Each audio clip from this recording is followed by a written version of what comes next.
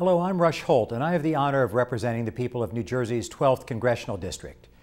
If you're seeing this video instead of me live, it's because we've finished voting and I'm back in New Jersey, which is where my constituents want me to be. And I want to thank Stonewall Democrats for selecting me to be part of the elect equality. I'd like to thank the Stonewall Democrat staff and the board for all the hard work they do every day to push a progressive agenda. I particularly would like to thank everyone here for coming to the Stonewall Democrats Convention and for your tireless work and dedication to the great cause of equal rights for LGBT Americans. I'm honored to be named as one of your 12 elect equality candidates. My colleague and friend, Representative John Lewis, often reminds us of Dr. Martin Luther King Jr.'s words: "The time is always right to do the right thing." These words consistently have guided me in the fight for ensuring the equality and freedom of LGBT individuals and for all Americans.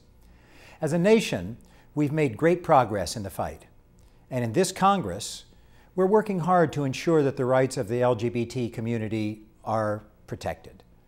Last year, we enacted the Matthew Shepard and James Byrd Jr. Hate Crimes Prevention Act. This new law, long overdue, gives state and local law enforcement the tools and resources they need to prevent and prosecute hate crimes that are based on race, religion, national origin, gender, and sexual orientation and gender identity.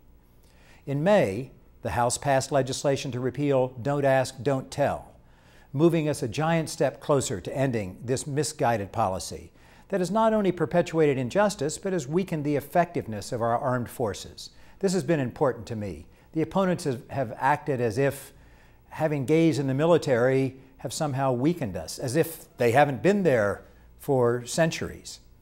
Allowing gay Americans to serve openly won't weaken the morale in our armed forces.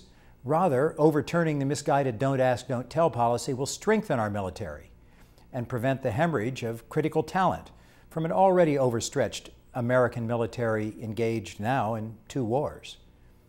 I'm a strong supporter of an all-inclusive Employment Non-Discrimination Act to end the unfair practices in the workforce that are still allowed in much of the country.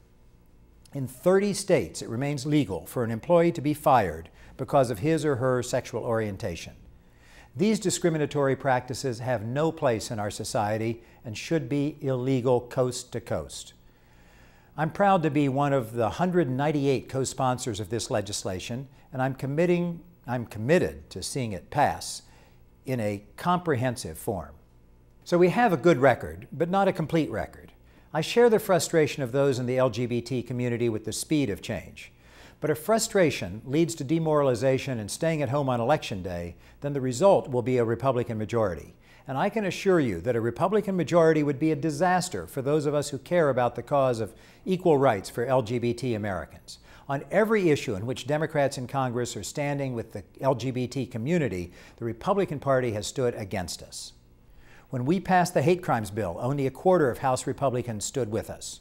One Republican said passage of the hate crimes bill would lead to the legalization of necrophilia, pedophilia, and bestiality. When we passed the repeal of Don't Ask, Don't Tell, only 5 Republicans stood with us. A leading Republican rose on the House floor to say, "The American people don't want the American military used as a vehicle to advance a liberal social agenda," end quote. Language strikingly similar to that used in the 1940s by those opposing Truman's desegregation, the racial desegregation of the military. While 192 Democrats have co-sponsored the Employment Non-Discrimination Act, only 6 Republicans have stood with us. Republicans have used the bogus argument that protecting LGBT individuals means opposing freedom of speech and freedom of religion. A Republican majority would not simply stand against our equality agenda, as they have in the past. Republican leaders would put forward malicious measures meant to divide the American people and undermine the rights of the LGBT community. We cannot let this happen. When it comes to fighting for equal rights for Americans, this election provides a clear choice: moving forward with Democrats who share our values and are fighting for our cause, or going back to Republican policies of division and discrimination. We can't, we mustn't go back. Support Democrats and keep pushing us to get the job done. Thank you.